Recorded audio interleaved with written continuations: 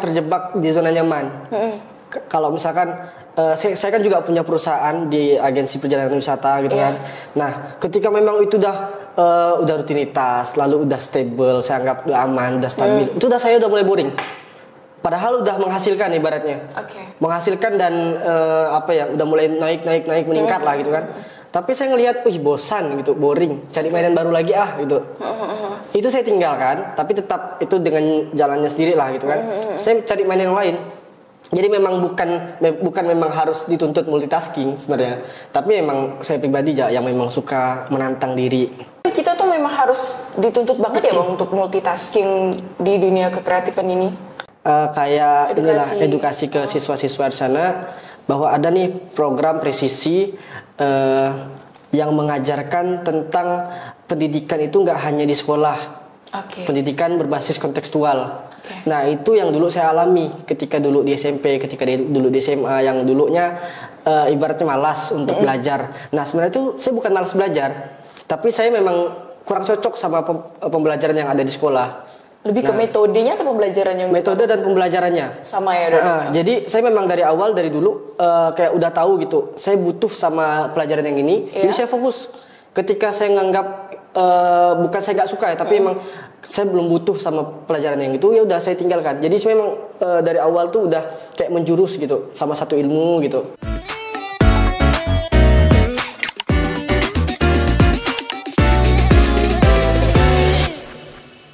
Nah, jadi karena memang nggak bisa yang kayak bangun jam 7, bangun jam 5 subuh misalnya. Astagfirullah, berarti antum enggak salat subuh. Tetap bangun. Tetap bangun. Jadi enggak yang harus pakem misalkan jam 6 udah siap-siap, lalu jam 7 berangkat, jam 8 masuk kantor gitu kan, jam 4 sore pulang kayak gitu. Enggak bisa yang kayak gitu. Jadi memang dari dulu kayak waktu dari SMP, SMA juga memang enggak bisa. Jam 7 sekolah gitu tuh nggak bisa. Jadi ketika orang lain sekolah ini mungkin nggak usah ditiru-tiru benar lah ya. Saya pergi ke warkop. Saya pergi ke warkop. Saya belajar sendiri situ lah, belajar sendiri. Ibaratnya sekolah dengan keasikan saya sendiri lah kayak gitu.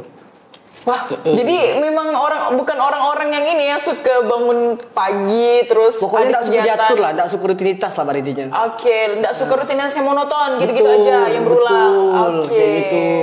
Oh iya itu makanya mau terjun di dunia kreatif yang istilahnya waktu bebas kita yang atur. Bukan juga harus kita ngatur jadi semena-mena ya, tapi lebih ke fleksibel, bebas, yang kitanya bisa atur juga gitu. Tapi enggak juga melepas dari tanggung jawab gitu. Kayak gitu sih. Nah, boleh diceritain nggak nih rentetan kekreatifannya nih, mulai dari mana abang mau mulai karir dan lain sebagainya? Dari karir sih dari dulu memang udah tertarik sama dunia desain grafis. Nah, berarti basicnya memang desain grafis nih awalnya. Awalnya memang dari desain grafis, tapi dari desain grafis itu merentet ke yang lain-lain gitu. Saya pernah kerja di event organizer, lalu pernah kerja sebagai di perusahaan F&B. Di startup juga namanya Koroah. Nah, jadi dari desain tadi itu awalnya sebagai desainer grafis, jadi tertarik misalnya ke event organizer. Jadi ngelirik sama kerjaan-kerjaan yang lain, kayak jadi kru itu seperti apa, lalu jadi LO itu seperti apa, project manager itu seperti apa. Jadi mulai tertarik, jadi kayak kayaknya asik gitu loh. Karena tadi udah mulai monoton sama kerjaan yang desain. Nah, pengen juga yang kerja lapangan, pengen juga yang kerja ngitung-ngitung anggaran kayak gitu. Jadi semuanya dieksplor. Nah, sampai sekarang ya, jadi orang bingung gitu. Handy itu apa sih gitu? Ngapain sih gitu? Karena memang nggak bisa untuk saat ini ya, sampai sekarang tuh memang aku sampai sekarang mungkin belum ada yang konsisten sampai 10 tahun kerjaannya gitu. Kecuali desain pun sekarang udah mulai ditinggalkan. Mulai pelan-pelan tuh udah mulai bosan. Mulai boring, mulai bosan. Dan paling ketika ada hal yang memang aku pengen desain ya gitu, baru aku desain. Tapi kalau untuk kerjaan yang mungkin memang menghasilkan gitu, sekarang udah enggak ada sekarang. Kayak gitu. Berarti memang terjun di berbagai ini ya, dunia karir juga ya gitu. Betul. Jadi orang minusnya adalah aku jadi nggak punya personal branding yang kuat. Oke. Hendy ini mau dikenal sebagai apa kayak gitu. Iya. Nah, makanya jadi aku mulai sekarang langsung mau ngeplotkan diri aja, kreatif director jadinya. Kreatif director. Iya, kayak gitu. Karena iya tadi dari awal Kak Mutia langsung bilang orang kreatif.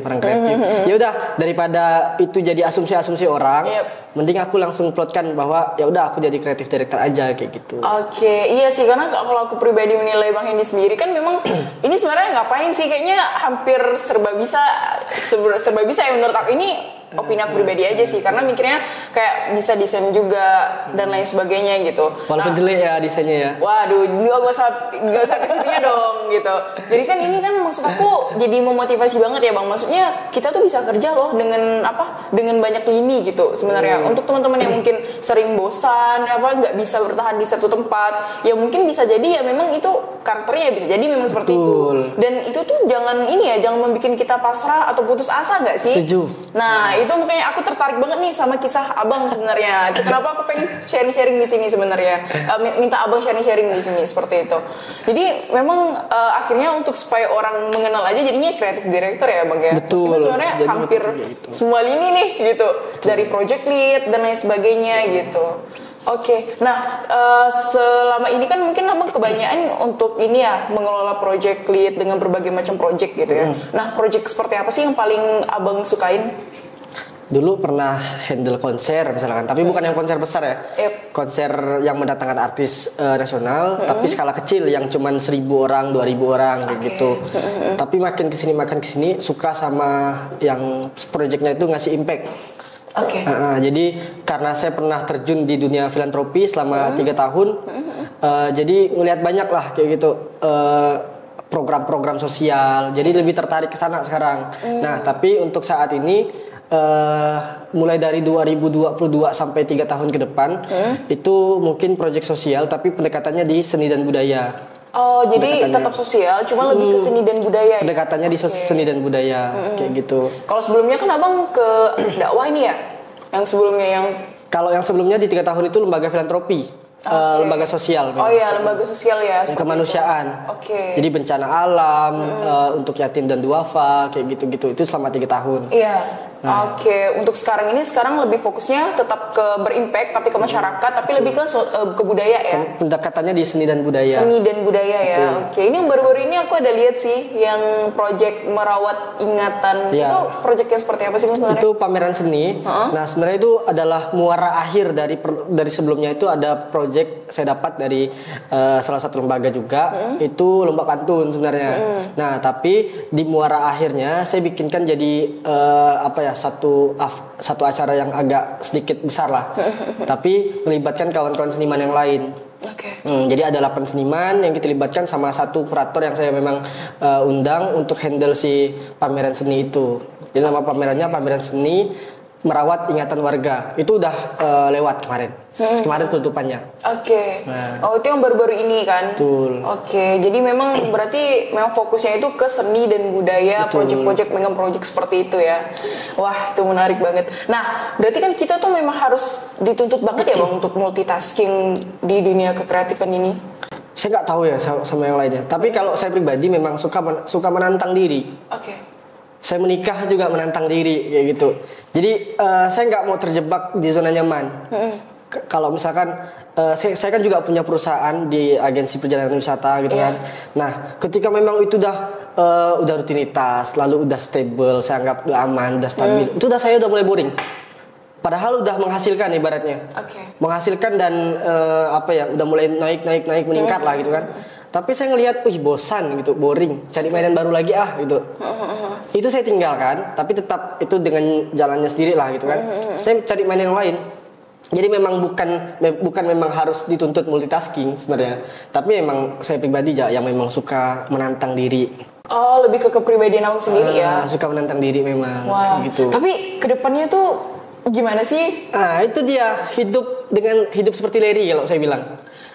Gimana tuh hidup seperti Larry? Menantang diri. Jadi kadang kan kita nggak bisa nebak kehidupan kedepannya seperti apa. Kalau kawan-kawan saya yang lain ada yang memang udah nyaman di kerjaannya, misalnya jadi PNS, misalnya jadi karyawan swasta yang setiap bulan dia tinggal datang, kerjain kerjaannya, pulang, setiap bulan dapat gaji gitu kan. Tanggal 1 gajian, tanggal 25 gajian misalnya. Nah, kalau saya tuh kadang memang boring dengan yang seperti itu tipikalnya. Saya enggak apa-apa lah misalkan penghasilannya up and down misalnya. Roller coaster saya bilang. Iya, betul. Sekali naik, sekali turun tuh drop sekali misalkan. Nah, tapi saya senang dengan kerjaan yang seperti itu. Hari ini saya santai misalkan bisa ngobrol sama Kak Mutia hari ini. Tapi kemarin-kemarin tuh saya sibuk sekali gitu. Dan saya suka dengan pola yang seperti itu dibanding yang saya rutinitas aja kayak gitu. Tapi kan tentunya rutinitas itu capek banget, Bang. Iya, makanya saya tidak suka sama rutinitas itu. Kalau yang saya bilang capek, memang capek, tapi saya suka. Memang rutinitas itu memang capek, tapi kan saya suka, lebih enak gitu dibanding. Karena suka itu tadi. Dibanding jadi rutinitas nyaman. Betul, jadi nyaman dibanding rutinitas yang memang nggak capek, ibaratnya cuma datang, cuma duduk di AC misalkan kan, nggak capek. Tapi kan lama kelamaan capek dan saya juga nggak suka sama hal itu. Lebih baik saya cari yang suka, tak apa-apa capek gitu, malah lebih capek mungkin. Tapi saya suka. Nah itu makanya itu yang di pikiran saya tuh dari tadi abang cerita nih, itu kan bakalan capek banget gitu. Memang sih kadang kita rutinitas tuh kadang monoton ya, entah kita sebagai owner usaha kita harus fokus sih sama usaha kita dan lain sebagainya. Seperti tadi abang ada cerita kan, kalau abang juga buka travel nih yang barengan juga sama teman-teman kan dan lain sebagainya. Itu kan sebenarnya kenapa abang nggak fokus saja di situ? Sedangkan itu saya juga tahu ya travelnya, jadi lumayan berkembang juga nih. Udah lumayan berkembang, makin naik. Kenapa nggak coba bertahan nih sama yang ini gitu? Bener-bener sampai naikkan tinggi gitu. Tapi tuh abang masih mau menantang diri lagi nih. Cari yang lain. Iya. Nah sebenarnya kalau misalkan itu misalkan yang wisata tadi kan, saya nggak murni benar-benar tinggal.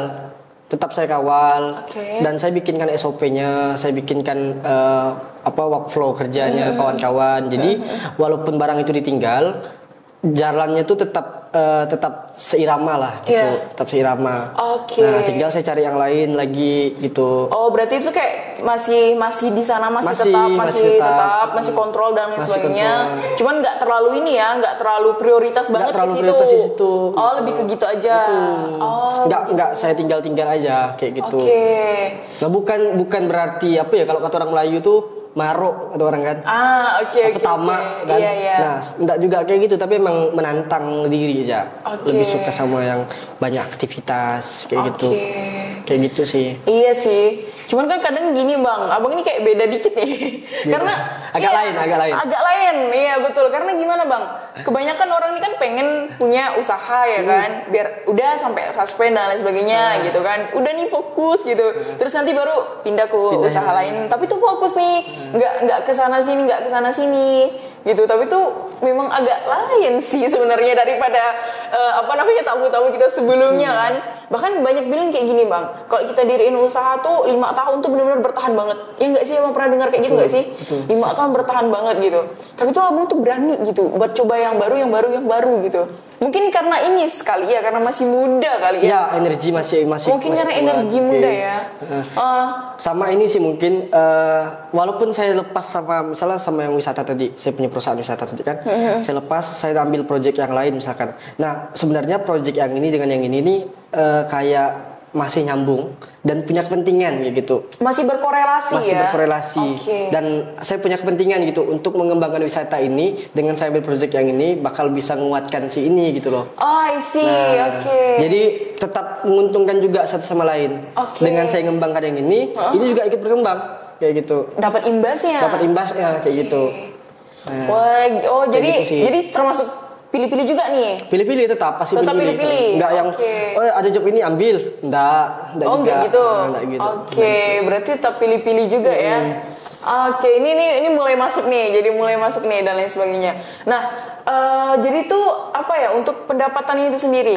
Nah, ini kan lumayan ini nih. Pasti kita pengen tahu banget nih Bang untuk pendapatnya. Kita nggak minta kisaran berapa harus disebutin nggak, maksudnya pendapatannya ini kan kebetulan Bang Hendy juga udah berkeluarga dan lain sebagainya gitu kan, pasti kan abang ngerasa nih punya tuntutan dong, beda kita sama yang kita hidup sendiri dan lain sebagainya. Itu gimana tuh abang mengatasi hal seperti itu?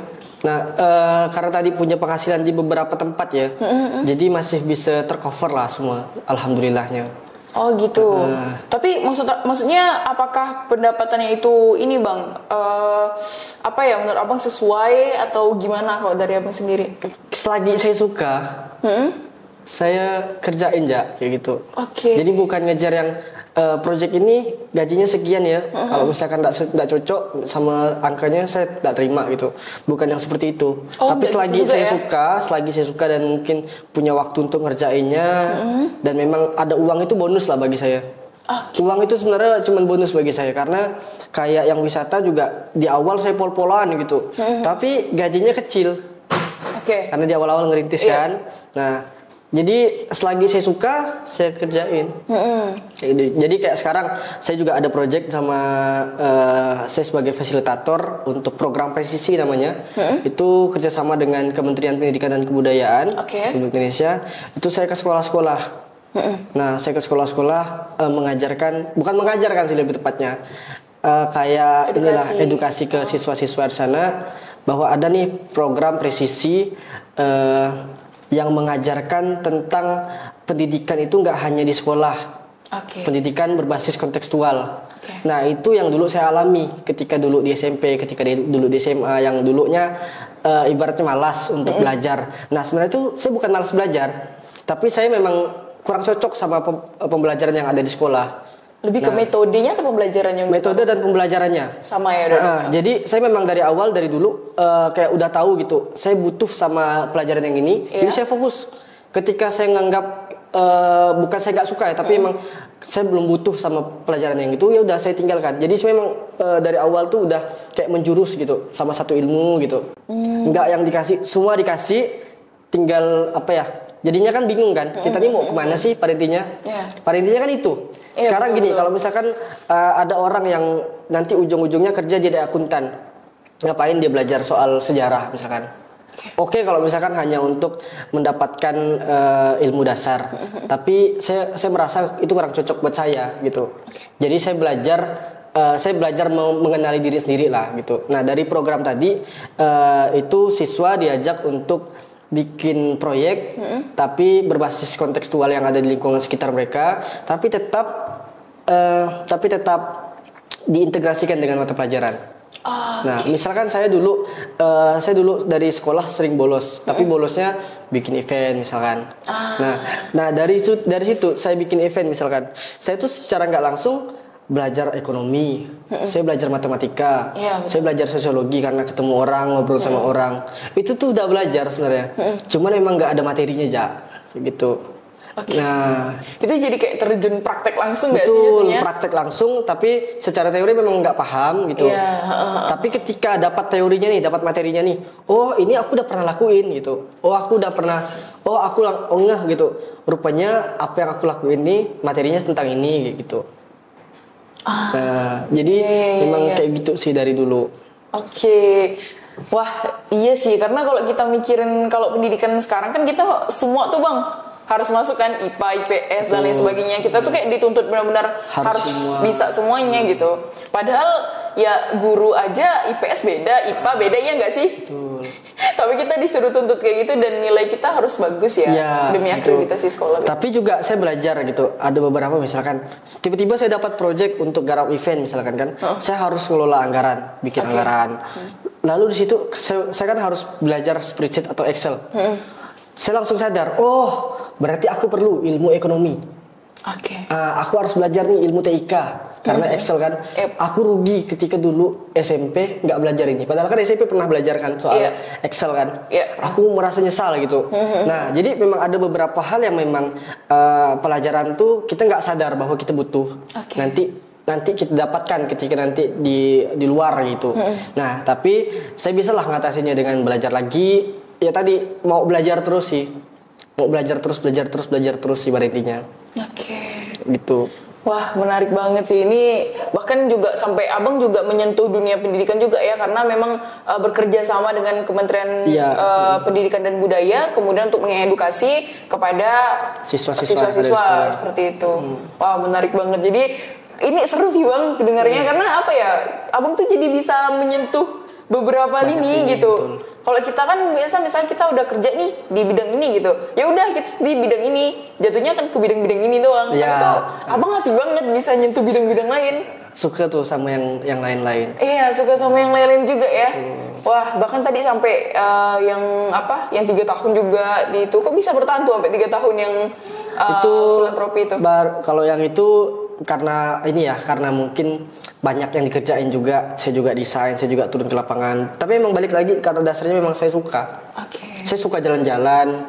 Jadi dari situ tuh saya bisa ke daerah melihat masyarakat langsung. Oke. Nah, jadi suka tadi lah kata kuncinya. Karena suka itu tadi ya, Kata suka kuncinya kesana suka. sini gitu ya. Betul. Oke, ini kan udah kreatif banget nih, ya kan? Kreatif banget. Jadi udah ngerjain project yang mana-mana gitu dan lain sebagainya gitu kan. Kemudian memang ya orangnya nggak bisa diem juga nih. Betul. Termasuk orang-orang yang suka coba challenge baru dan lain sebagainya. Nah, tapi belajar Qurannya gimana nih? Nah, metode belajar Quran apa yang sering abang gunain untuk tetap terus termotivasi belajar Quran dan lain sebagainya? Saya tetap di aplikasi pakai Quora lah. Aduh. Masih premium sampai sekarang. Udah enggak kayaknya. Wah, berarti abis ini langsung langganan lagi abis ini berarti. Premium. Oke. Oh, berarti abang di tengah-tengah kesibukan abang itu tetap belajar Quran ya? Insya Allah. Saya punya alhamdulillahnya tuh di yang perusahaan wisata travel tadi, itu kan saya kerja sama kawan-kawan juga bertiga. Nah, salah satunya memang Ustadz gitu. Oke. Ustadz di salah satu pondok sekolah Quran lah. Insya Nah, Allah. jadi beliau yang selalu mengingatkan. Terus juga ada istri yang selalu mengingatkan. Oke, jadi memang belajar Qurannya ini ya bareng juga sama teman yang sekaligus Ustadz ya kan. Kemudian juga datang di beberapa kajian dan juga serta barengan dengan istri juga ya. Istri yang selalu mengingatkan selalu sih. Selalu ngingetin. Marahkan lah kalau misalkan itu. Lupa belajar Quran dan lain sebagainya. Nah, tapi ini kan abang yang apa ya, kok dari ceritanya kan ya termasuk orang yang kayaknya sering safar nih. Ya Betul, kan? betul. Nah, gimana tuh abang menyeimbangkan kehidupan pribadi abang dengan kehidupan karir abang ini? Kehidupan gimana Ya, maksudnya? gimana abang membagi waktunya seperti itu? Itu seperti apa sih? Istri saya sih senyum ya. Ya, boleh diceritain dong, saling sharing gitu kan. Apakah dengan waktu yang sudah dibagikan apa kira-kira sudah cukup berkualitas atau bagaimana abang menyeimbangkan hal itu? Saya tertampar dengan pertanyaan ini ya. Saya masih bingung apakah waktu yang saya berikan ke keluarga itu udah berkualitas atau belum. Tapi ibaratnya gini, saya kan nggak punya waktu libur, saya nggak punya waktu kerja. Yap. Semuanya bisa saya atur sendiri lah ibaratnya. Fleksibel ya? Fleksibel. Jadi misalkan ketika saya lagi hektik sama kerjaan, ketika lagi keluar kota, udahlah. Ketika pulang sama istri, lalu besoknya seharian mungkin sama istri, kayak gitu di rumah Oke. sebenarnya seharian. Iya. Hold dulu sama kerjaan-kerjaan yang lain. Kayak gitu sih paling ngimbanginnya. Oke. Kayak gitu. Karena kadang Tetap juga harus ini ada waktu sama istri gitu tadi ya? di rumah sama anak sama istri. Karena kadang kan misalnya kita hari ini ke mana gitu kan. Itu dalam urusan yang ini, dalam urusan yang wisata misalkan. Oke. Tapi besok berangkat lagi, tapi bukan dalam hal yang urusan yang tadi, urusan yang beda lagi. Nah, itu yang kadang juga masih bingung untuk ngebaginya. Oke. Kayak gitu. Karena memang tadi ada kesibukan ya yang memang nggak bisa diiniin ya, nggak bisa ditinggal juga ya. Iya. Oke, tapi tetap ketika ada waktu karena fleksibel dan lain sebagainya, diusahain tetap harus ada berdua dengan istri ya kan, entah itu jalan ataupun saling sharing dan lain Makan di sebagainya ya, Bang. luar, makan di luar sih, karena kami suka makan sama-sama. Iya. Makan apapun lah. Nah, jadi kayak misalkan kemarin abis penutupan pameran, udah hari ini seharian di rumah. Oke. Walaupun di rumah cuma tidur ya. Oke, berarti tetap diusahain seimbang mungkin ya Bang ya, antara kerjaan, Insya karir Allah. dan juga sama kehidupan pribadi ya, apalagi udah berumah tangga sekarang kan. Betul. Oke. Nah, tantangan terbesar Bang bukan di rumah tangga ya. Jadi tantangan terbesar Abang hidup di industri kreatif seperti ini. Kalau tantangan terbesar tuh yang saya lihat sekarang ya, mungkin harus banyak improvisasi sih. Improve sih. Kadang kita bilang, saya ngelihat kawan-kawan saya mungkin ya, kadang dia di tahun 2019 expert di bidang itu. Tapi karena nggak improve di 2024 sekarang, karena udah makin maju perkembangannya, Banyak juga persaingan. jadi ketinggalan. Nah kayak gitu. Improve sih. Itu juga yang masih jadi PR saya, jadi tantangan saya pribadi kayak gitu. kayak tantangan kita semua nggak sih bang? Ya, memang mungkin harus ya. improve juga kan. Harus cepat improve, jangan cepat puas di satu posisi misalkan. Merasa udah karir udah sekarang udah gini gitu kan. Kita nggak tahu setahun 2 tahun ke depan kayak gitu. Oke. Itu sih. Jadi memang tantangannya di itu tadi ya. Memang Makanya kalau saya pribadi, saya nggak suka dan nggak mau kejebak di zona nyaman. Oke. Menurut abang zona nyaman itu seperti apa? Kalau yang menurut dalam abang menganggapnya zona nyaman tuh juga berbahaya juga sebenarnya. Iya, sama yang tadi saya bilang, yang misalkan saya udah stabil di satu perusahaan yang udah saya bangun misalkan. Udah nyaman, udah stabil, tapi saya merasa kayak boring dan itu udah zona nyaman bagi saya. Karena saya nggak ngapa-ngapain, misalkan duit masuk. Nah, itu udah masuk di zona nyaman. Jadi saya pengen cepat-cepat keluar gitu, cari yang lain, cari hal yang lain. Yang menantang. Yang tentunya menantang ya jadinya. Menantang sih saya bilang. Iya. Nah, terus kalau misalnya nih abang lagi stres atau burnout dan lain sebagainya tuh gimana bang? Misalnya abang ngerasa nih sebuah kerjaan abang yang A nih itu tuh belum clear sebenarnya, belum selesai nih, tapi tiba-tiba namanya manusia kan datang stres, burnout atau lain sebagainya, itu gimana abang mengatasinya? Profesional sih tetap. Jadi saya tetap membagi beberapa hal itu. Jadi ketika ketemu yang satu dengan ketemu yang satu lagi, itu pasti udah beda watak, beda karakter. Beda sikap kayak gitu. Walaupun ya kadang curhat ya yang tipis-tipis, tapi nggak sampai ke bawah kayak gitu. Nah, sama kalau misalkan itu udahlah ke anak, ke istri, makan, jalan-jalan. Jadi malah penenangnya tuh ada di keluarga itu tadi ya. Curhat sama istri. Saya gini. Nah, saya gini mana ya kayak gitu. Sampai rumah curhat gitu cerita sama istri, malah dimarah balik sama istri. Salah aku ternyata gitu kan. Jadi improve lagi, belajar lagi, jadi evaluasi diri lagi kayak gitu. Kadang kan apa yang kita anggap ini rupanya kita juga yang salah rupanya. Karena kita nggak sadar sama kesalahan ya. Betul. Jadi memang yang tadi titik baliknya lagi ketika abang menghadapi stres atau burnout tuh ya baliknya malah ke keluarga ya bang ya. Kalau bagi abang itu ya, jadi balik ke keluarga, kemudian refresh, suasana baru dengan jalan-jalan, atau lain sebagainya, seperti itu abang mengatasinya. Ngopi juga ya. Kawan-kawan. Nah, abang kan udah nih dunia kreatif dan lain sebagainya nih. Tapi menurut abang nih, abang kan kayaknya belum cerita nih, enaknya jadi anak kreatif tuh apa?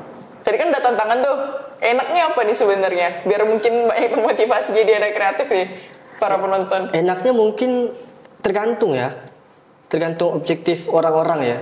Dia sukanya apa, enaknya apa. Kalau menurut saya tadi enaknya, kalau dari pribadi saya, waktu fleksibel, bisa kita atur sendiri gitu kan. Lalu ketemu banyak orang, jadi nambah wawasan saya sendiri gitu. Waktu fleksibel, ketemu banyak orang. Jadi misalkan ketemu sama ini, beda lagi wawasan yang saya dapat. Ketemu sama ini, jadi nambah ilmu ya, nambah relasi, nambah ilmu. Kayak gitu. Itu sih yang paling selama ini yang saya bertahan lah di sini. Gitu. Wah, jadi karena memang enaknya itu karena waktu sih. Karena waktu berharga banget ya bang ya. Karena gak semua orang bisa dapetin waktu untuk bisa bebas kemana aja. Terkadang kita malah terkekang di waktu itu. Kita kadang misalnya masuk kantor dari pagi sampai sore. Itu kan udah benar-benar monoton banget ya. Kayak benar-benar harus gitu. Sehingga kita tuh cuma punya waktu libur ya paling di weekend doang. Hari weekend sisanya tuh kita nggak ada waktu libur. Karena memang kita terikat dengan perusahaan itu tadi. Biasanya seperti itu ya. Betul. Wah. Tapi balik lagi kan, orang ada mungkin yang memang suka di situ. Ada kok kawan saya memang suka sama kerja kantoran. Nah, memang sukanya di situ. Dia workaholic nyebutnya. Workaholic sampai lembur pun dikerjain, lalu weekend pun masih kerja kayak gitu.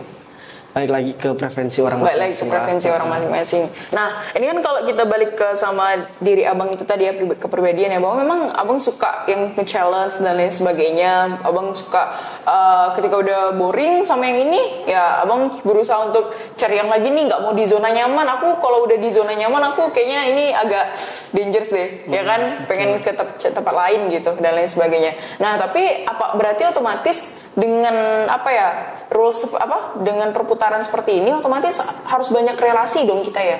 Pasti. Makanya jangan puas sama satu keadaan kayak gitu.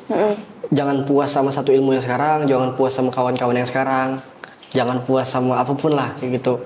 Jadi kosongkan gelas ya gitu. Ketemu orang baru, berkawan, ketemu ini baru jadikan kawan, jadikan pengetahuan baru buat kita, jadikan wawasan baru buat kita, kayak gitu sih. Iya. Berarti abang ini tipikal orang yang ekstrovert gitu ya? Saya masih bingung dicap introvert atau extrovert. Kalau misalkan baca-baca dari Google, saya itu lebih suka dibilang ambivert.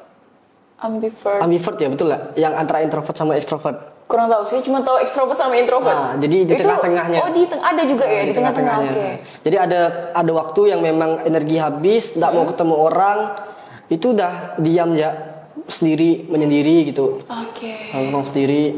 Tapi ada waktunya memang lagi energi harus dikeluarkan, itu ketemu kawan-kawan, ngobrol, nggak habis-habis ngobrolnya kayak gitu. Iya. Tapi abang pernah dapat ini nggak sih tanggapan yang gak enak karena abang anak kreatif? Pernah nggak? Entah itu dari keluarga atau dari siapalah, entah dari teman.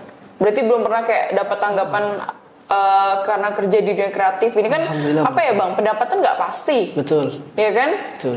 Dicaci maki mungkin pernah juga ya, tentunya karena kerjaan kita yang nggak becus atau lain sebagainya. Itu pernah nggak sih bang dapat kritikan yang nggak enak gitu selama di kerjaan, entah sekali 2 kali mungkin? Saya nggak pernah ingat ya, mungkin ketika lagi running event misalkan, mungkin pernah kayak gitu. Tapi kan itu udah selesai event, dah lewat ya gitu. Berarti nggak terlalu gitu dianggap serius juga ya sebenarnya, jadi nggak terlalu diinget. Betul. Iya jadi sih. Makanya enjoy aja sampai sekarang.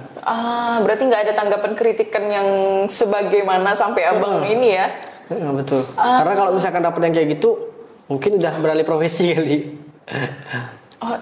Ya tapi bisa jadi karena abang terlalu suka juga kali bisa dengan jadi. Kegiatan seperti ini, jadi nggak ini gitu ya. Bisa jadi. Tapi selain daripada kegiatan dunia kekreatifan ini, abang punya hobi lain nggak sih? Entah olahraga atau apa dan lain sebagainya, punya hobi nggak sih? Hobi ya? Iya, mungkin membaca, menulis, biasa orang seperti itu kan punya hobi. Sekarang saya masih bingung nggak hobinya apa gitu. Dulu sempat pernah hobi sepeda, main sepedaan. Tapi nggak bertahan lama. Nggak bertahan lama ya? Kalau hobi yang paling konsisten tuh saya jalan-jalan atau ngopi gitu. Jalan-jalan atau ngopi.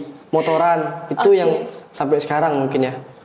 Makanya saya bikin agensi wisata. Iya, karena suka jalan-jalan. Karena suka jalan-jalan.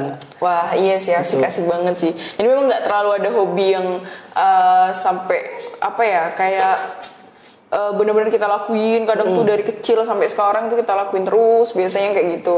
Kayaknya nggak ada. Kayak nggak ada ya. Memang kayak suka refreshing, jalan-jalan dan lain sebagainya. Saya menganggap dengan kerjaan saya yang sekarang tuh kayak udah nggak perlu hobi lagi. Karena kan saya suka kan sama kerjaan yang itu kan. Kadang kan hobi orang nih yang saya pandang ya, mungkin dia boring sama kerjaan itu, dia punya hobi biar punya pelarian, kayak gitu kan. Nah karena saya udah suka banget sama kerjaan yang sekarang, jadi udah lupa dengan yang namanya mungkin aktivitas-aktivitas seperti itu. Kayak gitu sih. Iya. Abang punya ini nggak sih tokoh atau tokoh inspiratif yang abang sukai gitu, yang mungkin bisa memotivasi, yang role model abang banget lah, ada nggak sih? Kalau tokoh banyak sih, kawan-kawan lah. Lebih ke kawan-kawan ya. Tapi ada nggak sih entah itu orang yang mungkin dikenal masyarakat banyak, itu tuh jadi inspirasi abang gitu untuk terus termotivasi? Kalau itu mungkin nggak ada. Tapi kalau dari film mungkin ya. Apa tuh? Film salah satunya mungkin Three Idiots. Three Idiot yang film India. Film India. Itu yang film legend sekali. Itu yang paling pinter kan, yang Amir Khan yang main. Ya mungkin ya, Amir Khan ya. Saya nggak tahu tokohnya. Itu salah satu yang bisa merubah hidup. Lalu banyak sih film-filmnya. Banyak ya. Jadi termotivasi dengan film-film yang dibikin juga ya. Film atau kalau tokoh di sosmed tuh terlalu banyak, jadi bingung. Banyak ya. Banyak sekali sebenarnya. Tapi jadi bingung. Siapa sih yang diidolakan satu orang tuh jadi bingung. Gitu. Kalau tokoh di dalam Islam? Nabi Muhammad SAW. Masya Allah, itu kan memang ini kita ya gitu. Tapi kalau untuk tokoh ini ya, saya suka sama Salman Al Farisi. Makanya nama anak saya ada Al Farisinya. Al Farisi, Salman Al Farisi itu di bagian mananya tuh bang? Salman Al Farisi itu beliau itu kan mencari jati dirinya dia gitu, sampai akhirnya nemuin Islam. Karena kan sebelumnya dia banyak agama yang dipelajari, ketemu sama banyak orang, ketemu sama macam-macam lah. Sampai akhirnya dia memantapkan diri, berpuluh-puluh tahun safar, menjelajah untuk menemukan tadi sampai akhirnya nemuin Islam. Islam. Jadi mungkin karir abang yang sana sini itu juga ini mencari jati diri juga. Betul. Itu juga sama. Betul. Oke, jadi karena relate sama diri abang, maka abang juga suka nih sama kisahnya dan Kisah itu tokonya juga menginspiratif buat abang. Salman Al Farisi ya. Iya. Wah, masya Allah, keren banget sih. Jadi memang tokoh itu memang luar biasa juga kan bang, gimana dia mencoba dan mempelajari beberapa agama dan kepercayaan orang lain sehingga sampai dia menemukan Islam itu tadi dan memantapkan diri di situ. Betul. Dan sekarang abang sedang berproses, tapi bukan ke agama ya, tapi mungkin ke karir. Seperti itu benar nggak? Bisa jadi. Bisa jadi ya. Karena saya tidak pernah ngukur kayak gitu, nggak pernah ngukur sampai mana saya berjalan, sampai mana saya ini, ya udah jalanin aja gitu. Clear expectation lah. Jadi ketika saya bikin sesuatu pun sekarang udah ekspektasinya ketinggi-tinggian gitu. Clear expectation lah. Tapi abang punya ini nggak sih ayat atau hadis favorit nih yang selalu menjadi motivasi untuk abang ketika abang sedang mengalami kesusahan? Namanya kita manusia ya, tentu kita akan ada pasang surutnya nih. Ketika abang surut, ketika abang lagi down, ada nggak sih entah itu ayat Quran atau hadis yang paling abang favoritkan gitu? Saya ditanya ini langsung tiba-tiba ngeblank. Ngeblank. Karena sebenarnya banyak sekali sebenarnya. Yep. Banyak sekali. Apalagi saya dulu pernah bikin konten-konten yang soal ini kan. Iya, betul banget. Nah, jadi udah saking banyaknya jadi lupa. Mungkin lupa ya. Salah satunya itu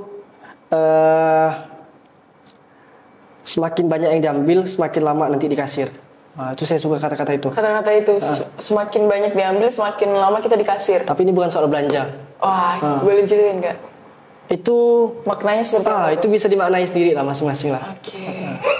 Ya sih, kalau saya memaknainya mungkin apa ya? Kayak misal analogi kita dihisap nggak sih? Dihisap kan kalau orang kaya kan beda setengah hari ya sama yang kita nggak punya misalnya. Iya, betul. Mungkin kayak gitu analoginya. Bisa jadi. Berarti balik lagi ke pemahaman masing-masing ya. Pemahaman masing-masing. Oke, nah bang, planning abang ke depannya dengan karir abang seperti ini gimana? Waduh, ngeblank lagi saya ngeblank. Kalau ditanya kayak gini, karena memang saya pribadi kayak nggak pernah ngukur sih 30 tahun ngapain, umur 40 tahun ngapain. Jadi benar-benar clear expectation lah. Tapi untuk rencana jangka menengah mungkin ada kayak gitu. Fokus sama usaha yang sekarang, lalu banyak berimpact ke orang banyak kayak gitu. Itu sih tetap. Yang penting lebih ini ya bang, yang berimpact ke masyarakat ya bang ya. Kayak gitu. Saya ngerasa ini ya, dulu saya dianggap mungkin beda sama guru atau di sekolah kayak gitu kan. Iya, saya pun menganggap abang beda kok sampai sekarang. Nah jadi mungkin lewat program-program yang tadi saya bilang ke orang-orang yang mungkin sama kayak saya gitu kan, bahwa dia bukan beda, tapi mungkin dia udah menemuin caranya sendiri atau jalannya sendiri kayak gitu. Kayak gitu sih. Nah sejauh abang berkarir ini kan udah berapa tahun gitu kan? Udah bertahun. Apa sih yang dapat abang ambil pelajaran dari sejauh ini gitu? Ini apa sih? Jangan capek untuk belajar lah. Jangan capek untuk belajar. Karena sampai saat ini pun, detik ini pun saya masih belajar. Sama Kak Mutia, hari ini saya ketemu, itu saya belajar. Kayak gitu. Jadi makanya saya suka gitu setiap ada project, setiap ada program, karena di situ saya belajar. Nah orang melihat mungkin misalnya di program yang presisi tadi, saya mungkin siswa-siswa ngelihat saya ngajar, padahal sebenarnya itu saya dapat pelajaran di situ, kayak gitu. Padahal tuh saya yang belajar. Tinggal POV-nya aja yang dilihat. Iya, sudut pandangnya jadinya. Sudut pandangnya aja. Jadi memang sejauh ini memang setiap kita ketemu orang baru jatuhnya jadi belajar, nambah ilmu kita, nambah wawasan kita.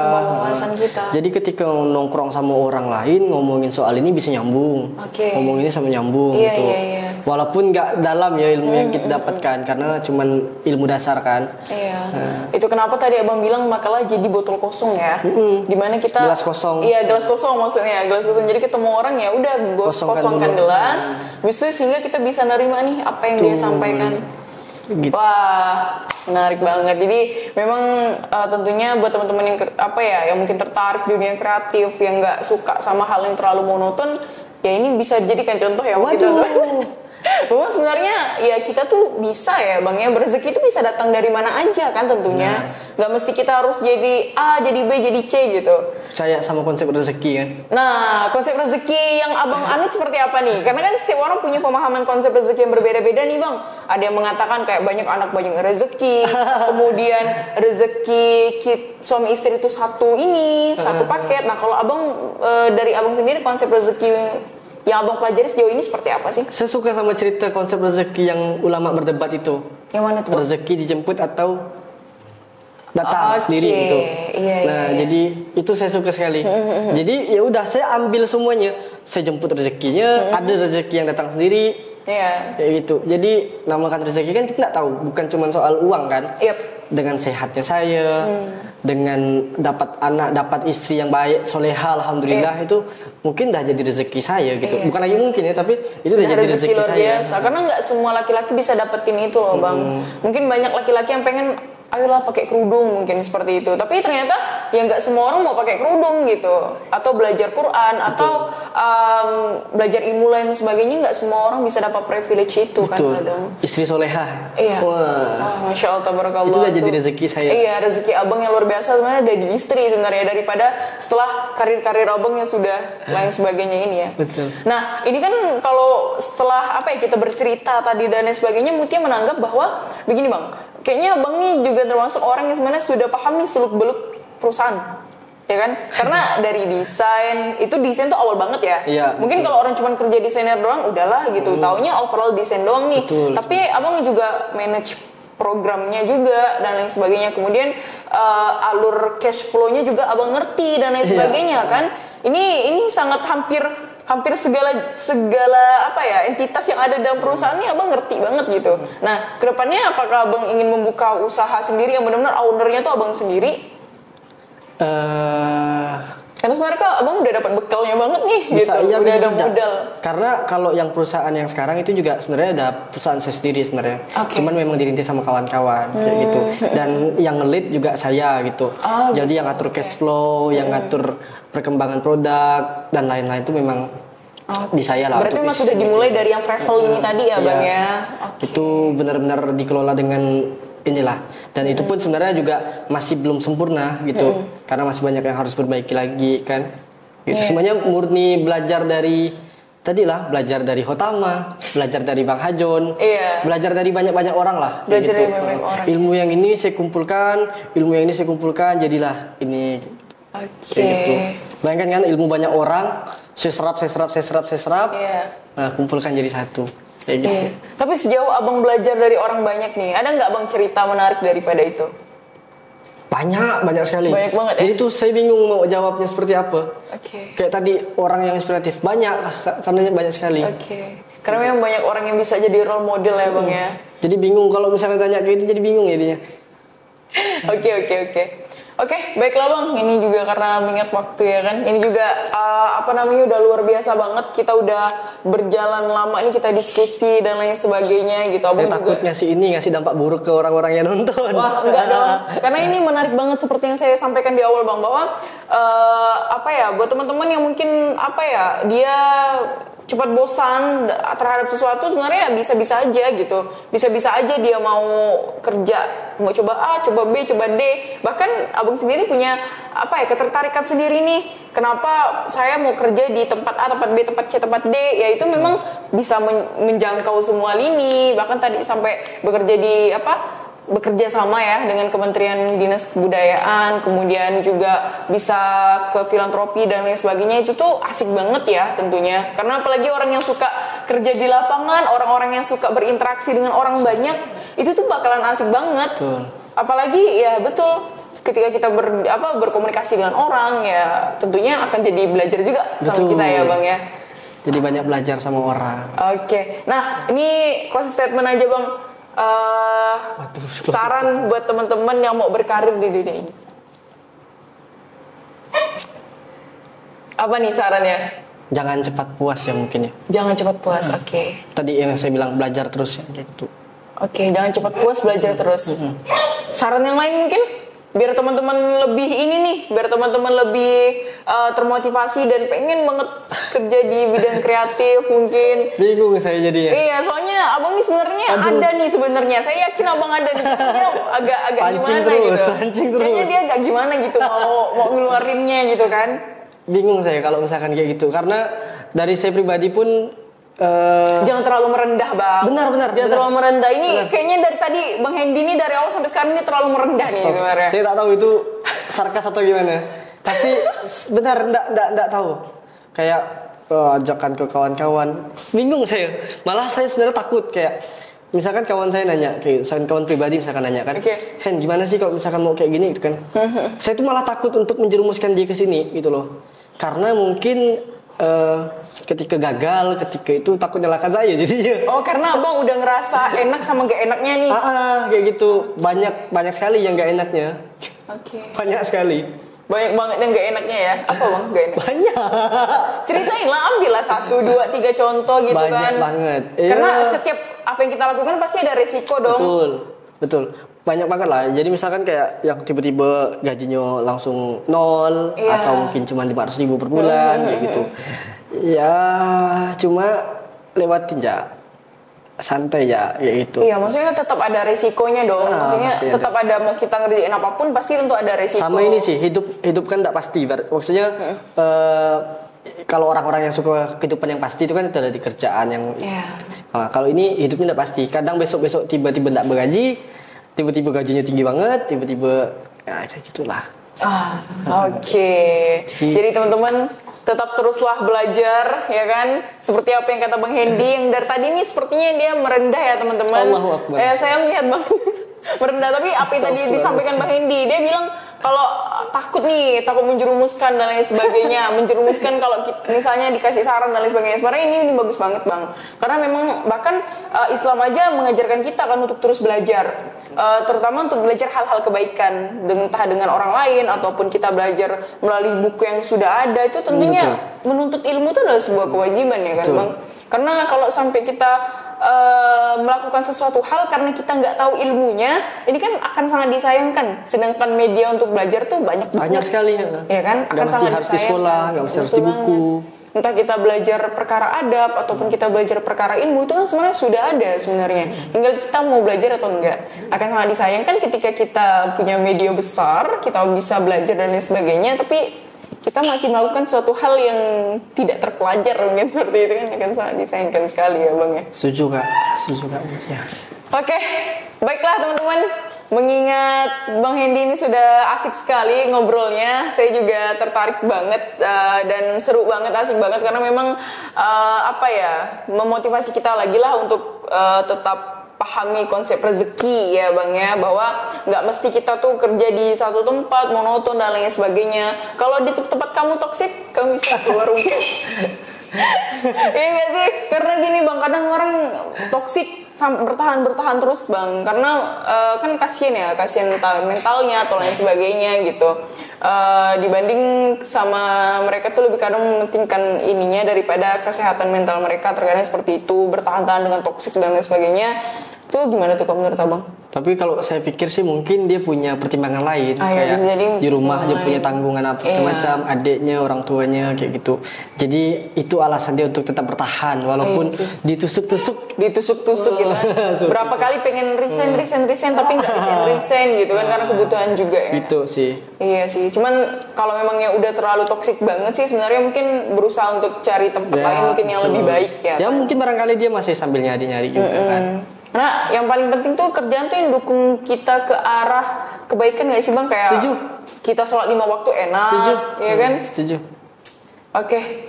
Baiklah teman-teman yang mau kerja di bidang kreatif, entah itu sebagai desainer, entah itu sebagai project lead atau lain sebagainya, seperti Bang Hendy yang udah coba di berbagai lini kerjaan nih ya, yang dimulai yang berakar dari desain kemudian sampai ke creative director. Ini sangat menarik banget dan semoga teman-teman semuanya terinspirasi dan termotivasi. Bang Hendy, jazakallah khairan, terima kasih banyak atas sharingnya, atas ilmunya. Semoga teman-teman terinspirasi dan termotivasi, dan apabila ada salah kata atau salah tingkah laku selama berjalannya podcast, kami mohon maaf. Jazakumullah khairan semuanya. Assalamualaikum warahmatullahi wabarakatuh. Keren.